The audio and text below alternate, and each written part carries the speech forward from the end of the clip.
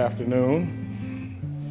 You know, when people do introductions, it's always funny to hear someone talk about you because, like, who is that person they're talking about? You know, because you're so busy doing your work, you don't realize, you know, kind of what you're leaving behind in terms of that. And so it's always exciting to hear. It's like a point of reflection to really, to just know kind of that, that you're on the beaten path. Thank you for taking some time to have a conversation today about what I think is very important, being a child from Illinois, learning about what I call the land of Oz as a kid, which to me would be Chicago, and really thinking about coming from a community, being born and raised here in Champaign. I'm an Urbana boy. And thinking about things beyond my current locale, the city of Chicago, always represented the cool factor, if you will, in terms of the possibilities of what the world could offer. But when I think about the south side of Chicago, and I want to focus on the south side because my family's, I have family on the south side and the west side as well. If you were a child that were born in today, and you heard about Chicago, you would think it's the most dangerous place in the world. There's not much hope. There's not many possibilities. And so people are ramping up to leave the space and leave behind what I call a lot of cultural wealth. And we'll talk about cultural wealth in this talk that I deem Southside cool. So let's see if I can get this thing to move like it's supposed to.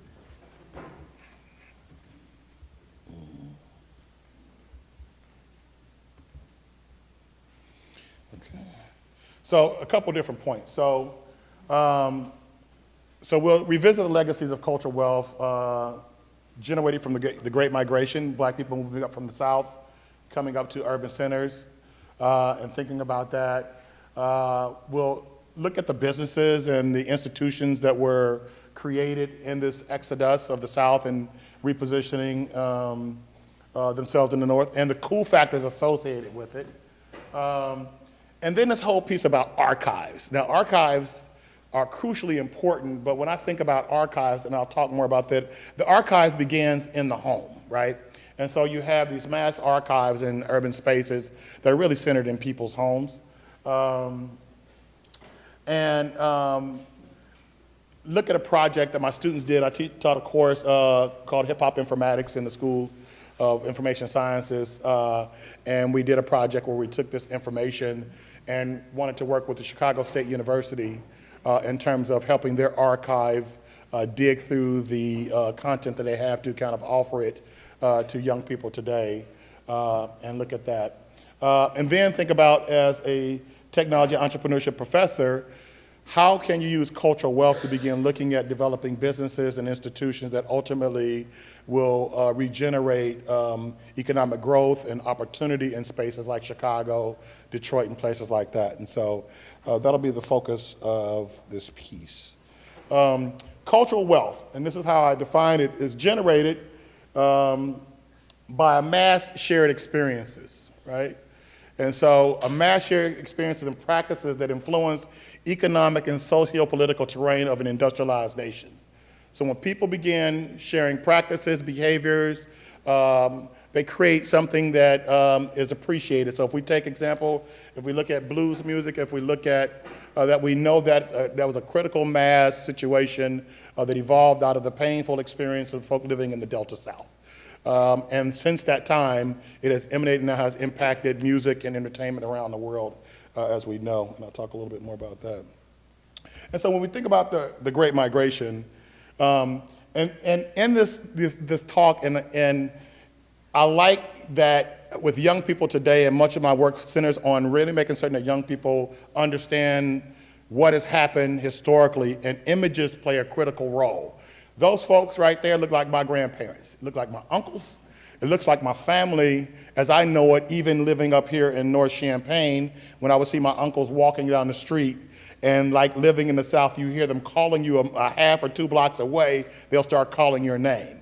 And it's that call to let you know that folks are coming that really represented that something different was about to happen. Or here comes Uncle, like my Uncle June. He would start calling my sister. We play in my front yard, and we hear Uncle June coming 2 or 3 blocks away. And he's yelling our names, and we know some ruckus is about to come into the family. So it was always exciting when Uncle June showed up.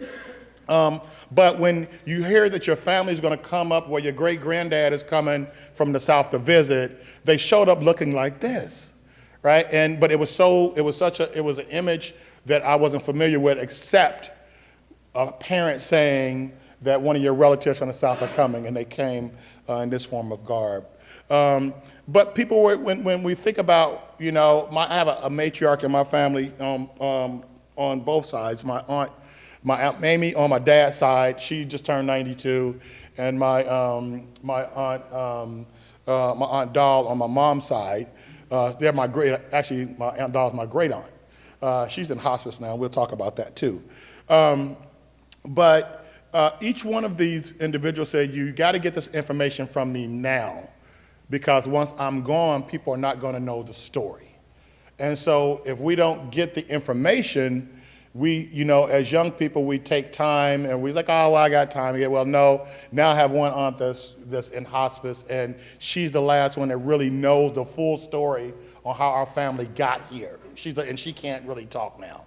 So I have one aunt that's left on that side, and she's the baby sister. So she doesn't have that information. But the aunt on my dad's side, she talks about how we got to Champaign, and I said we were on our way to Chicago, but she just got off the train early and stopped. And so she stopped here, and then my grandma and everybody else followed suit, and that's how I know that I ended up here in Champaign-Urbana.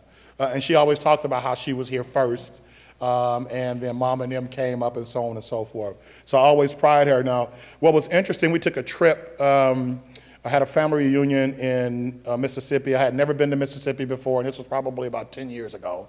And she was with, and she always talked about my great-grandma's house being like off in these woods, and we have to go back down on Muscadine Road, right? And in fact, I'll remember his name in a minute. One of the professors here did a piece with her. Leon Dash did.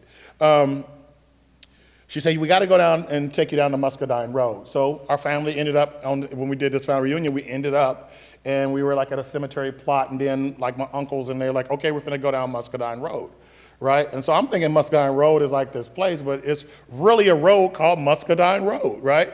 And so we go down Muscadine Road, and we end up in this wooded area, and they start pointing where my great-grandma's house was and where they were all raised, way back in the woods. They said, well, we can't go back there now because there's snakes and stuff everywhere. But just to be at that location, here was the linchpin of it all. This was early videotape stuff. I did not have batteries charged up in my camera, or it's either that, no, I didn't have batteries in my camera, or they had died because I've been taping. And my uncle, who was the patriarch, he's passed on, her oldest brother, and her start talking to each other. And they said, Mama, I told you that we were gonna come back down here. Yeah, brother, we back down here, and we told Mama, and then we were gonna walk the road for her one more time. To be in that moment with your family and them saying that, and just to not be able to capture that, it just messed me up, number one. But they just had to start having this conversation with my deceased grandma, and that they had kept a promise that they were gonna come back down there, and they brought the family. So it's been my charge to try to get back down there with her. And like I said, she just turned 92, so time is not on our side to be messing around with this stuff to really get that done. So that was one of the ways. And so politics is what drove a lot of black people up this way. Robert Abbott is important, a very important figure in terms of black press and black leadership, particularly on the south side of Chicago. It's important in the sense that because he was a trained lawyer, but he wasn't able to practice law because he said he was too dark. He could not practice law because they said he was too dark.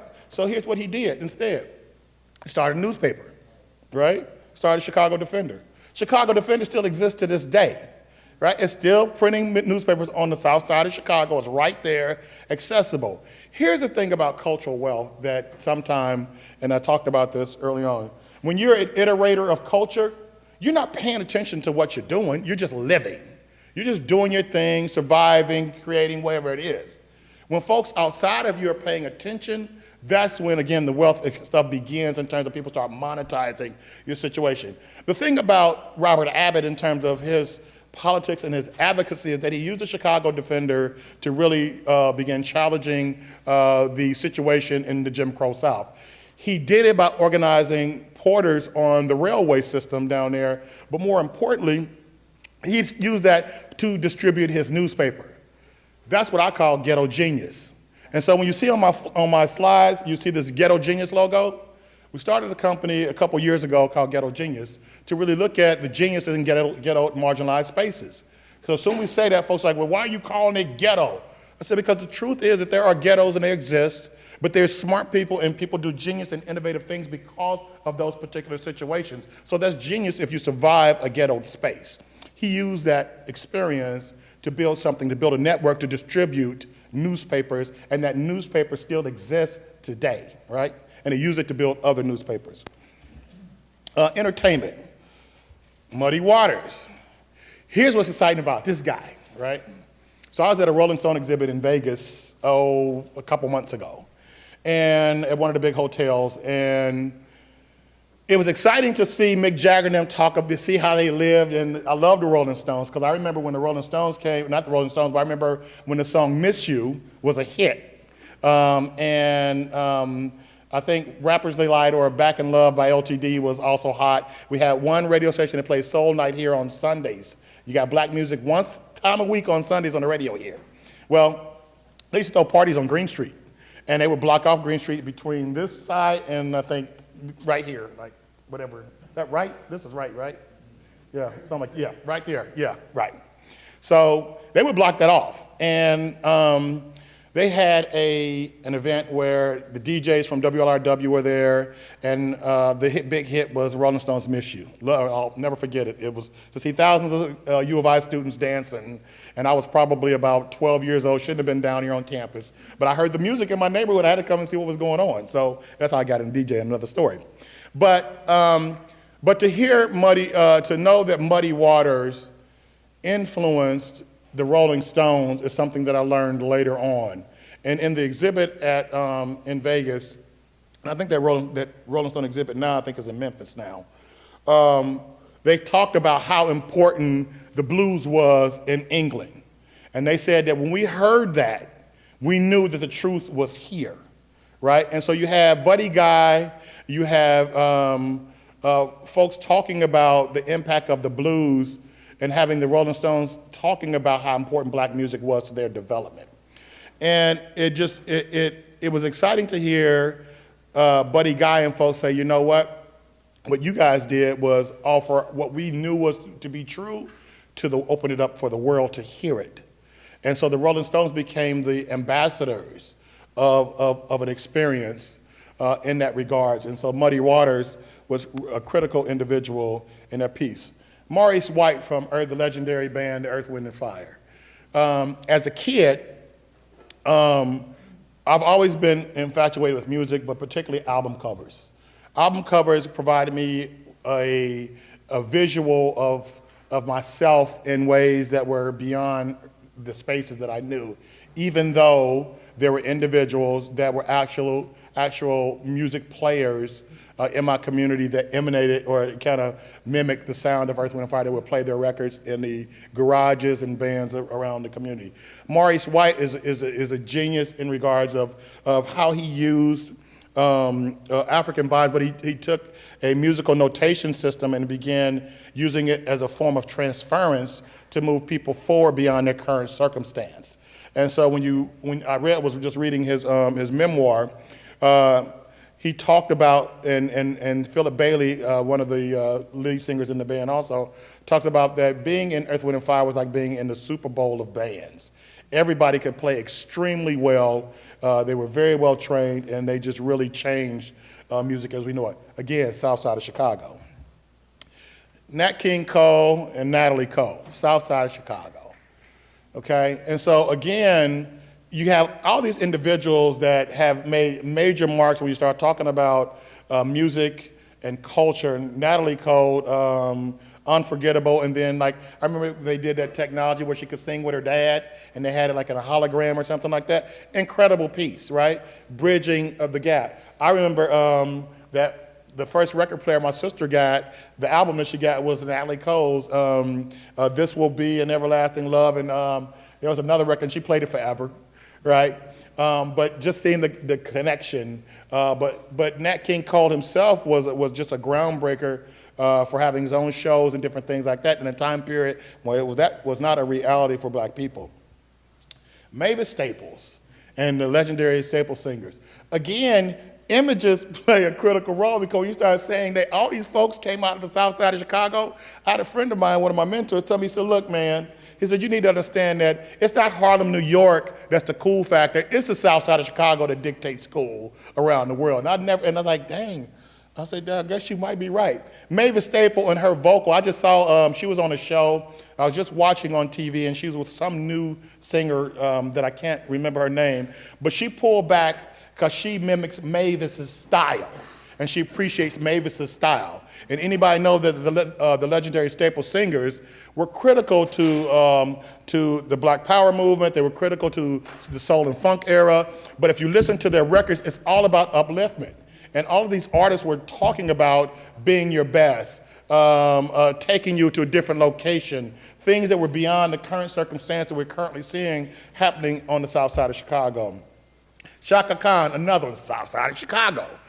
Again, over and over again, artists. Chaka Khan, of course, legendary in her own right, one of the greatest singers that we know in R&B and just music in general. With the band Rufus, made major noise on the R&B scene in the 1970s, and when she struck out on her own, she's still standing strong today and doing amazing, and still got serious pipes when it comes down to singing. She the Rufus, Chaka Khan, were scheduled to play what is now called State Farm Center, which is back when I was coming up, was called the Assembly Hall. And we were, I think, seeing the Commodores. I think Rufus, Chaka Khan was on that bill. It might have been the Brothers Johnson. Chaka Khan didn't show up. But the band did, and they jammed very well, so we were very disappointed about that. Muhammad Ali. Now, Muhammad Ali in Chicago, I used to be a reporter for Shadow Traffic years ago when I lived in Chicago. And during my time when I wasn't traveling the highways and byways, I would just go around the city and really learn the city. And so I would spend time on the south side of Chicago, and I found his neighborhood. And just to know that he was really, truly the people's champion. That his home, he wasn't off somewhere far off on some acreage estate where you couldn't have access. His stuff is like right there in the neighborhood.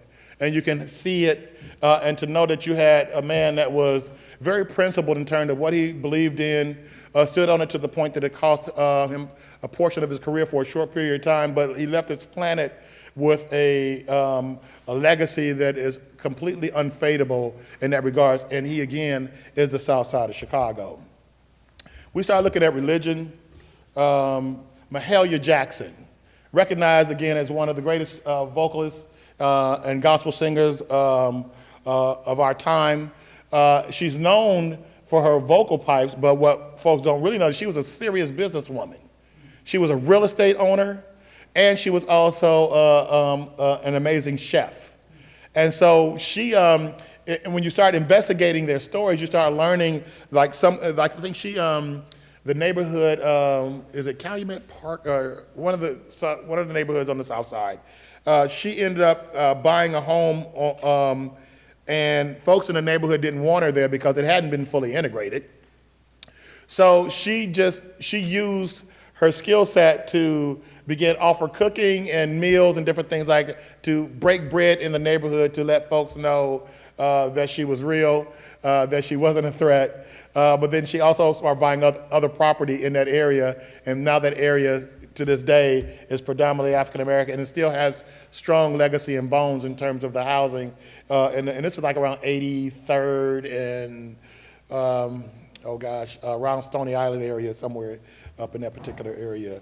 Reverend Willie T. Barrow, another very powerful voice. She's the first African-American woman to lead a civil rights organization, as we know it. She is the co-founder of Operation Push, and she was very instrumental in moving politics forward in the communities and just in issues that were impacting African Americans, not only in Chicago, but throughout the nation with Operation Breadbasket and the work that she was doing with Jesse Jackson.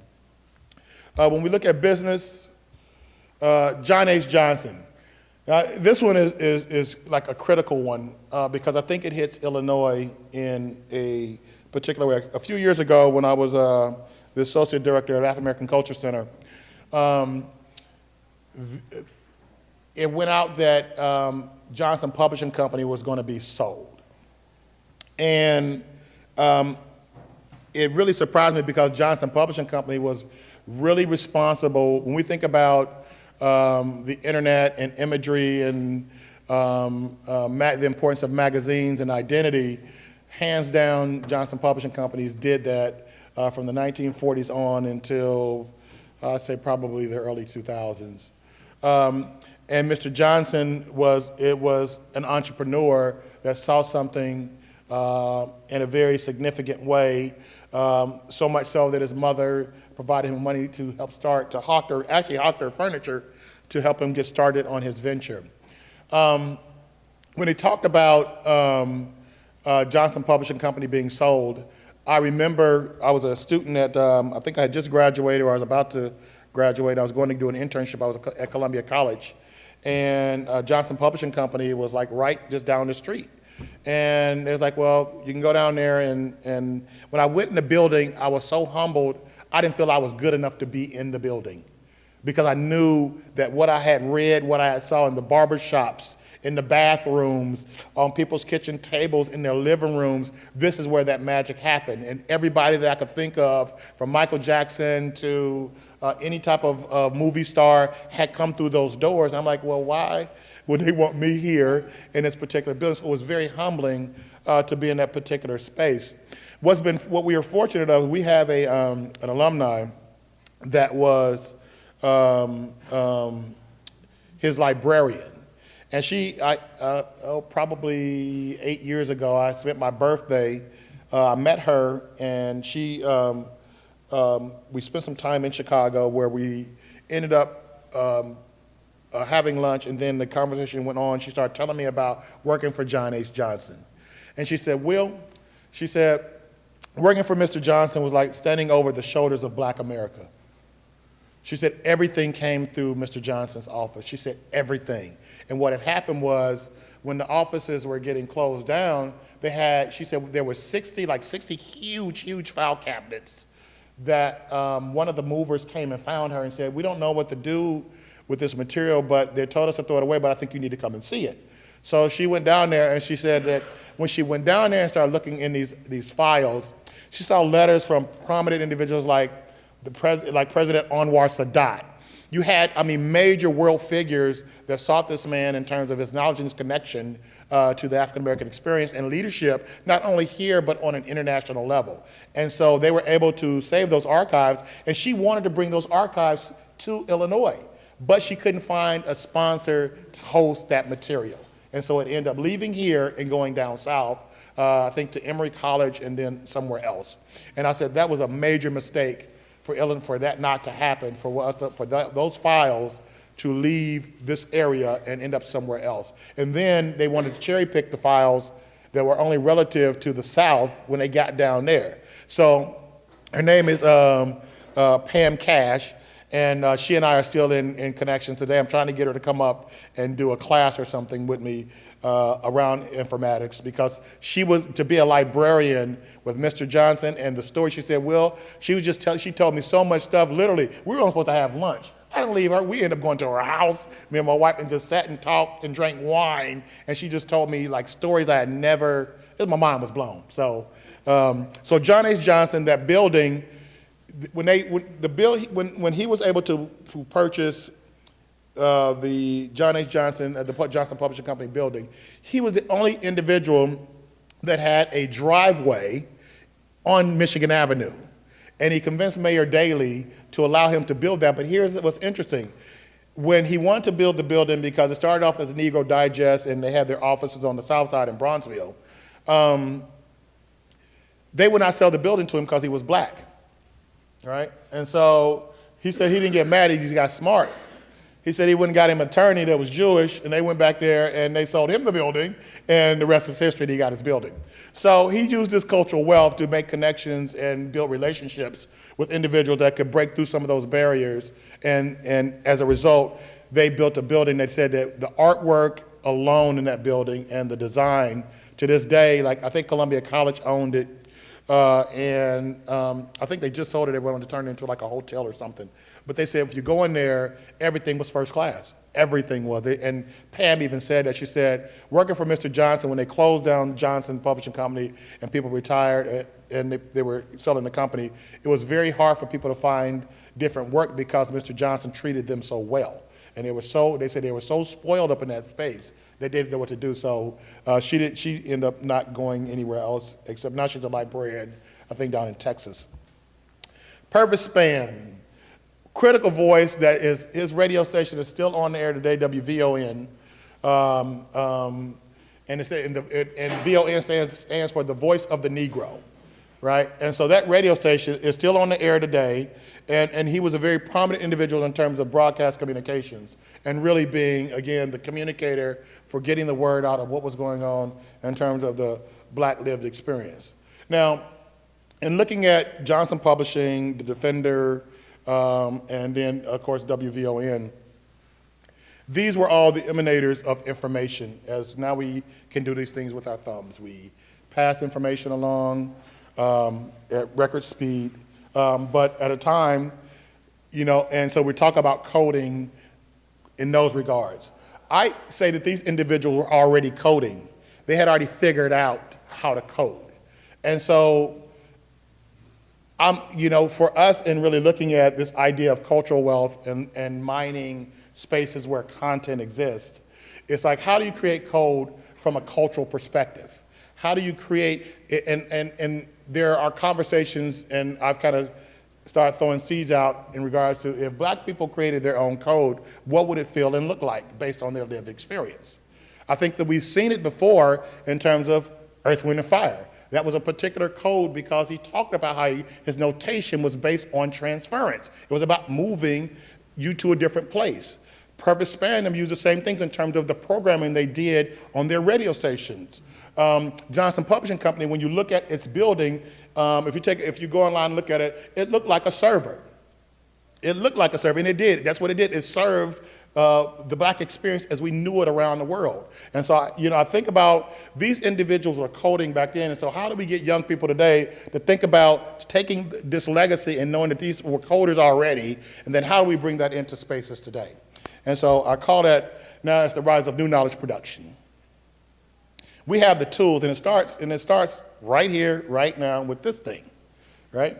What's fun about being in Illinois is that we have the world's greatest information coming through here and individuals coming through here all of the time. And so it's about just immersing yourself in these spaces from your old cultural vantage point. And so I remember we had someone from Google come here that was part of DARPA. And he talked about that these things are threats to national security. I'm like, well, what do you mean? He's like, because we're only using just a little bit of what it really can do, right?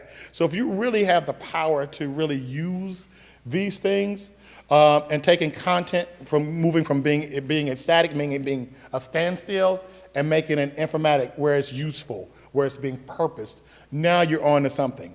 And so one of the projects that I've been very interested in is Chicago State University, right? And so one of our alumni is the archivist at Chicago State. Now, Chicago State's on the south side of Chicago, and you hear about all these stories about that they've been on, I don't know, they're going to shut down, that they're losing funding, and all these things, right? But as I see it, I say that institution is so important because it is the data bank of content of the Black experience on the south side of Chicago. But do people see it that way? So one of the things they have in their archives is the records to, the hospital on the south side that was is a Provident Hospital. They have the records to this Black-owned or Black-originated hospital, and it's in their records. Now here, where the connection happens with Illinois. When Dean Lee of the new College of Medicine Engineering School talks about having these systems of care that's going to really understand the full trajectory of your health situation, that information, those records become critically important because, like for me, you hear from your ancestors what your lineage is in terms of your DNA and your codes and health situations. Like, for example, having sugar. Now, we'll hear, and I've heard about having sugar. You know, your aunt died of sugar. Well, what the hell is sugar, right?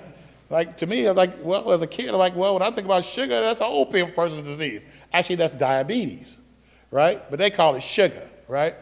And so sugar, as the ancestors know it, exists in those records of the researchers that was doing work. And to me, that if we're talking about creating systems of health care that are community-oriented, those records become critically important to know what was Provident doing, what have they discovered about black health care experiences, how did they deliver information, what were they finding out about the folks that were walking in their doors.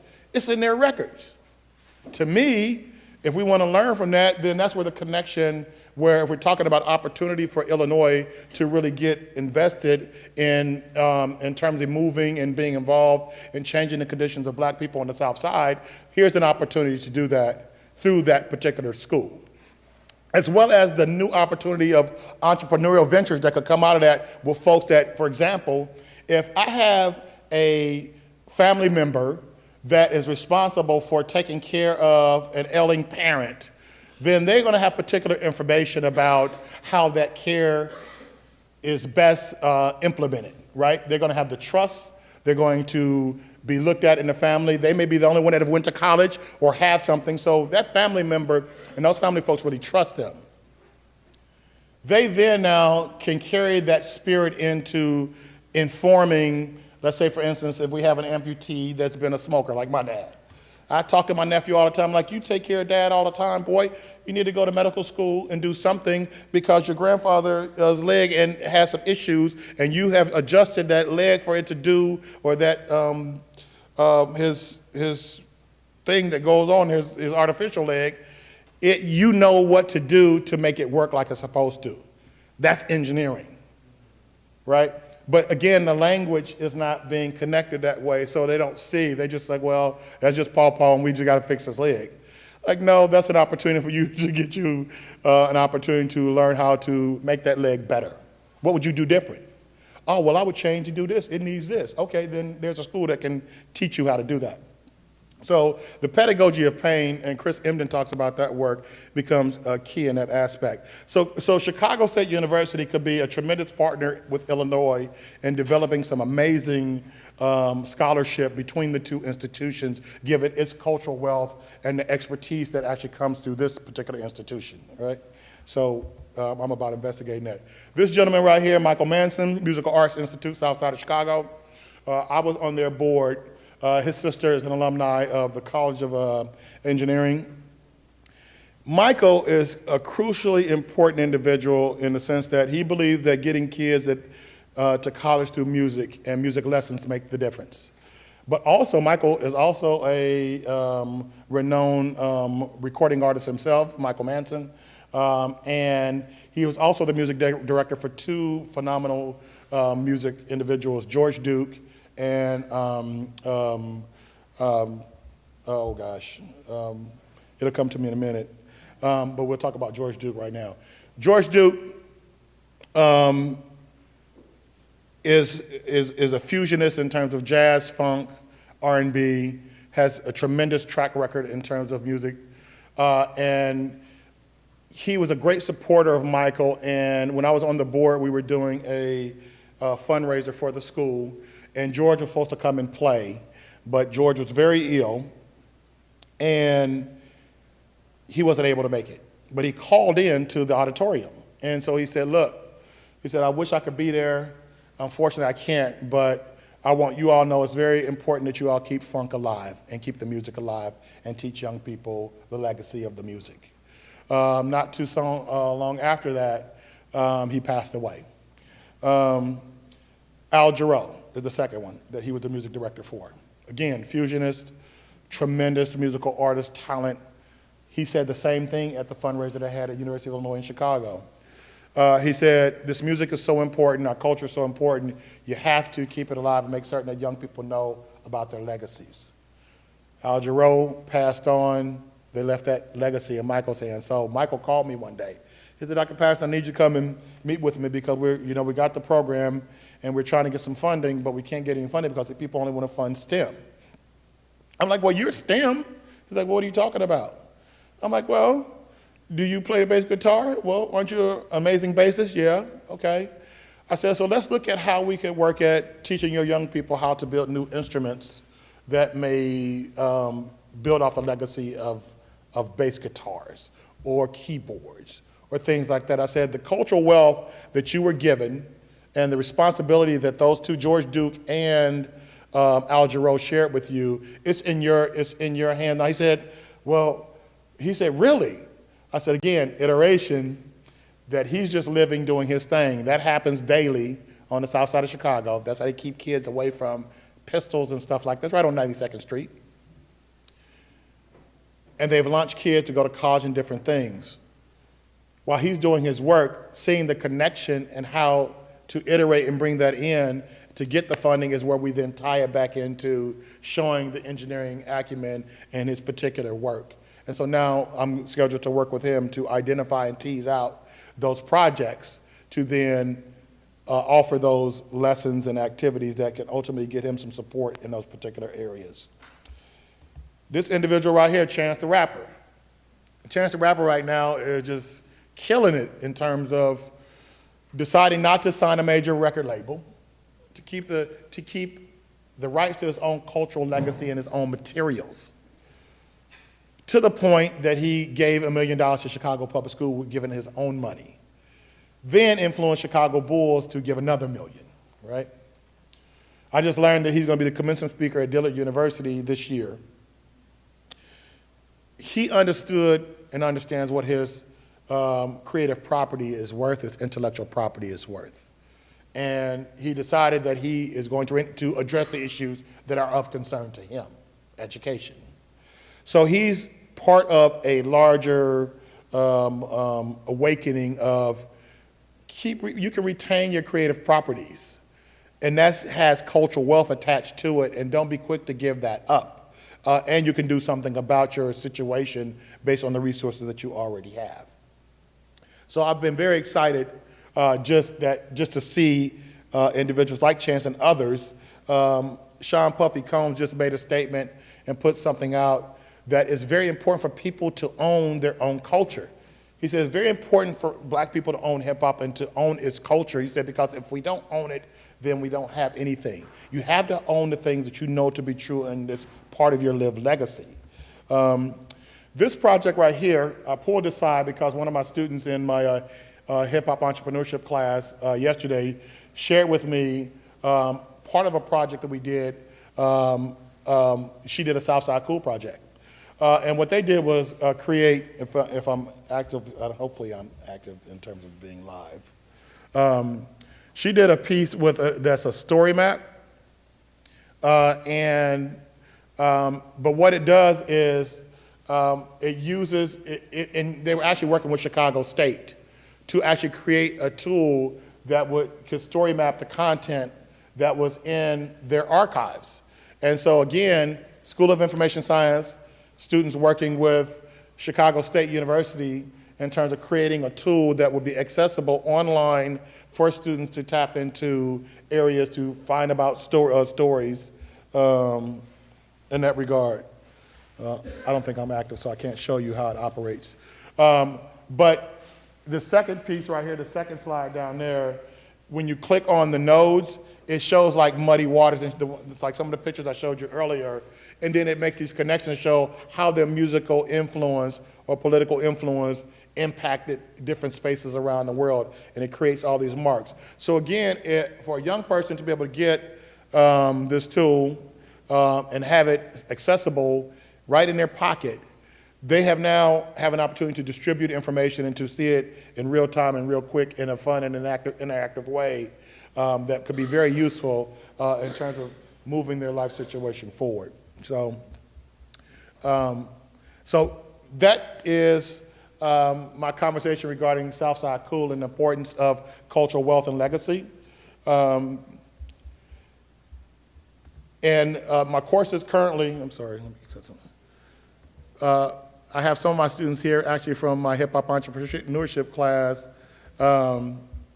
that are currently working on a project kind of that's spirited in the vein of Chance the Rapper, where we are really looking at having students retaining their own material and their own artistry, where artists are getting taken care of first.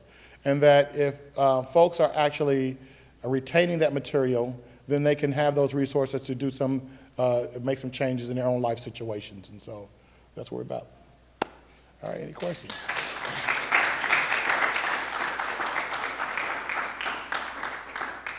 Yes. I wanted to go back to Michael H. Michael? The Ebony, Fortune Jet and all that. Yeah. Because I see it as really important. They had a executive editor, LaRone Bennett Jr., who wrote a seminal book that's a bestseller in the African-American community called First in the Glory. Okay. That questions Abraham Lincoln. Wow. In Illinois. Okay. And it is an amazing piece. And just to, the guy himself, the owner was, businessman, pretty conservative. But LaRone Bennett is an amazing scholar. And to go against such an ingrained sort of, in the land of Lincoln is astonishing. And I don't know whether that's a question, but I don't know, just comment. Well, I'm glad that you brought him up, because guess who has his archives, LaRone Bennett Archives, Chicago State University. All right. And so again, these centers are these treasure troves of information where the data exists, and it's just about building those relationships and kind of pulling from there. Yeah. Thanks, good piece. Yes? So I know that this was about Chicago, and I know you look at what's going on in a number of different areas. Yeah. But I also know you're a Champaign-Urbana guy. Yeah. What do you see going on here that we should be aware of locally that's exciting? Well, to me, the most exciting project going on right now is the Ghetto Genius Project at the Boys and Girls Club. And that's something that, that we've been working on. Because for me, it's really thinking about, I've been fortunate, a couple things happen being part of the institution. So I talk about being a shadow kid here in Illinois, meaning that I grew up around here, I played on this campus my whole life, but I really never knew what was going on here outside of playing and bowling at the Union until I became a student here at the doctoral level. But even when I became a professor, I really didn't understand a lot of what happens here until I went over and started getting on. I was part of an advancement initiative in the College of Engineering. And that's when I began seeing the college very differently in terms of its priorities, in terms of what it invests in. And much of that happens on the north side of Green Street, right? And I've looked at my community change over the years in terms of its investment, seeing a larger number of international students coming in. And so it really had me thinking about that if people from around the world are coming here, coming to an institution and paying a lot of money to get here, there's something good in the water here. And so a lot of folks that are from here like to say, well, I'm going to leave. I'm like, no, I'm not going to leave. I'm going to stay, and I'm going to figure out how to tap into this information in a different way. Our young people do not know about STEM in a way that will get them access to high impact careers that could really give them the economic infrastructure to change the narrative economically in their own communities. But not that the content doesn't exist, is that they're not having the conversations. And so we started the Ghetto Genius Project to build off of showing that legacy, but actually to begin looking at STEM from a cultural perspective. So we work with the Boys and Girls Club because we go where young people are at, where safe spaces are at, and we challenge the culture of learning in an after-school setting, right? We're gonna hire our first product design engineers this summer, because they're creating products that they're going to then share with other young people in marginalized communities around the country. And the idea that I've held them accountable for is that you have access to one of the world's greatest institutions. I said, you have people from around the world coming that want to come eat pizza with you at the Boys and Girls Club and show you stuff. What you're going to do is take that information and learn how to use it to better your situation and other folks that look like you in other settings. Like, for example, in Dayton, Ohio, we work with a group, a Boys and Girls Club in that area. Well, Dayton, Ohio has tremendous cultural wealth because they're called the land of funk. And I was there on a trip about a year ago when we launched a Ghetto Genius project in the area. And I'm driving with one of the individuals that actually came to Champaign for a neighborhood development conference with the city of Champaign. And so I stopped to go take a look at their project, and we're rolling through their neighborhood in the car, and I see this huge logo of this album cover that I'm very familiar with. Like I told you, I'm very into album covers because they tell stories. And it was a Zapp album cover. Well, Zapp, I saw Zapp at the Assembly Hall when I was a kid. And so I knew Roger Troutman was huge in terms of technology, and he was an amazing musician and still has impact on the music industry today. And I said, man, tell me about that. He said, oh, that's where Roger had a studio. And he just started driving. I said, you better stop this car. I need to. And he said, oh, yeah, they had a studio here. He had 3 studios right here on this corner, A, B, and C. I'm like, really? I said, man, let's go back. So I had to get in front and take a picture and then do some video around it. But my point, then he started taking me around the city of Dayton and started showing me all these places where bands that I heard that I have albums of played and made music. And he's like, yeah, Heatwave was there. They live around the corner. The Wilder brothers lived there. Lakeside was around here. And you start hearing like, man, you're talking about my record crate, right? I'm in this land where it exists. So there's a funk music hall of fame that was just developed. I met the individuals that started that. I had students do a project in the hip hop informatics class that would begin, how do you begin introducing the legacy of funk to young people today that are actually sampling the music. They're sampling it, but they don't know that maybe that bassist might be your great-grandfather. Did you know that this person was in that band that you just sampled as part of your family lineage? They'd have no connection. So again, having those particular projects and visiting spaces, but then bringing that content back to Illinois and start diving and iterating it and creating new things and new opportunities. I'm headed to New Orleans in a couple of weeks to go down and take a look at the STEM NOLA initiative. Well, the STEM NOLA project is something that Dr. Calvin Mackey out of Tulane is doing. They have STEM Saturdays down there. Well, I'm like, well, what do you do on STEM Saturdays? One of the projects we want to do up here is like robot builds, right? We know that making the robots is a big thing in the College of Engineering, and they have all these contests. And they have these sumo bots, and they battle bots and all that. I'm like, well, black kids dance and do different stuff. We want to build a dancing robot. Well, come to find out, they got a dancing robot down in New Orleans. So I'm going to see it to bring that content back up here, and we're going to build it up here. Well, we'll also then take our projects and take them down there, right? But here's what's exciting about that. We'll take the STEM NOLA project, bring it up here, create STEM Saturdays up here. Now we got a project where, because there's been projects here with Illinois and New Orleans before in different schools and universities. It's like tapping in back with Cranard and the project that was happening there we did with Mo Betta a couple years ago. Well, now we know that Mo Betta, again, like Michael Manson, wants to do a project that's STEM related. I was like, okay, we can do STEM because we just built a project. We're working on teaching engineering through sound recordings and recording devices and making music off of these little different kits that young people are building, new machines and things like that. So we'll bring that here, then we'll ship it over to Dayton, Ohio. So the Boys and Girls Club in Dayton, Ohio doesn't have the resources that the Don Moyer Boys and Girls Club have in Champaign because it has access to the University of Illinois. Well, the Boys and Girls Club in Dayton, Ohio is right in the center of the projects.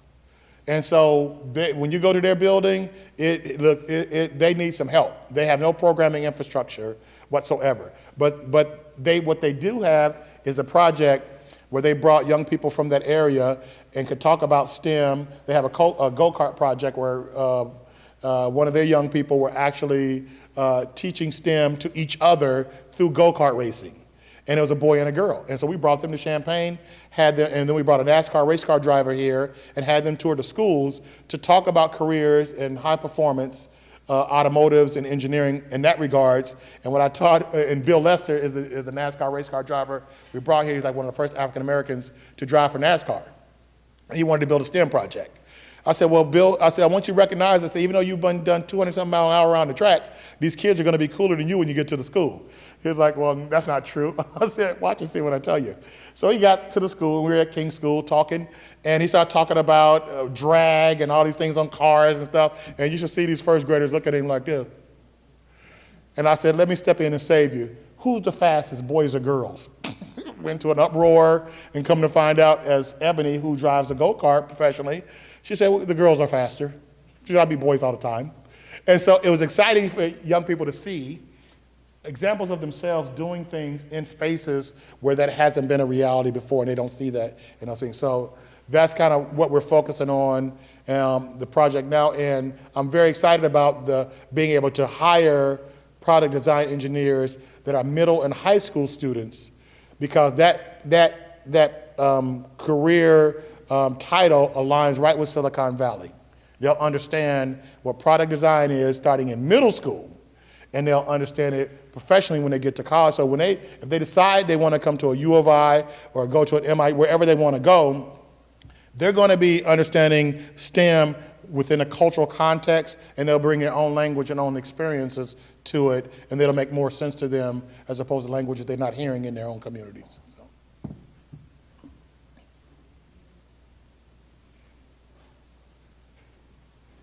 1 o'clock.